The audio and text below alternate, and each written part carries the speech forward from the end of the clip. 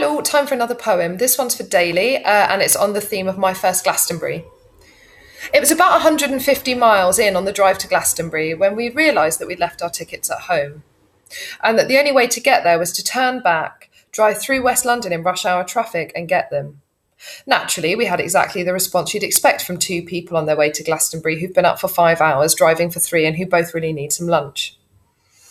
First, with blind rage, coupled with screaming blame like two teenagers drunk on cheap vodka at a bus stop in Surbiton, where the other was definitely in charge of not losing the bus fare home.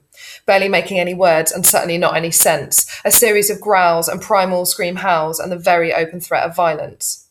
And then simmering, barely concealed hate, paired with resounding silence, the sort of hate you're convinced is never, ever going to fade because this definitely isn't you, it's them, and it's because of exactly this kind of behaviour that things are never, ever going to be the same again.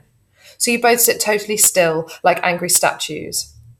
Then you sit in traffic for a bit on the Hammersmith Bridge and you notice a man not wearing any trousers, which is pretty amusing, but you let it pass without comment because to use the bare-legged man as an olive branch this early in the game is tantamount to losing. Despite both parties pretending they hadn't seen it, they had, and his big, worryingly yellow pants couldn't help but mellow the mood, so there are shuffles, readjustments, and one of you moves a little closer to the other. There is an unfolding of arms, maybe even a little sigh. This traffic's pretty bad, isn't it?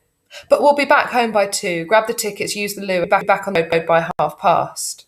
So you nod and do a half smile and acknowledge that you are both brave and forgiving and prepared to pretend to shoulder the blame for the greater good.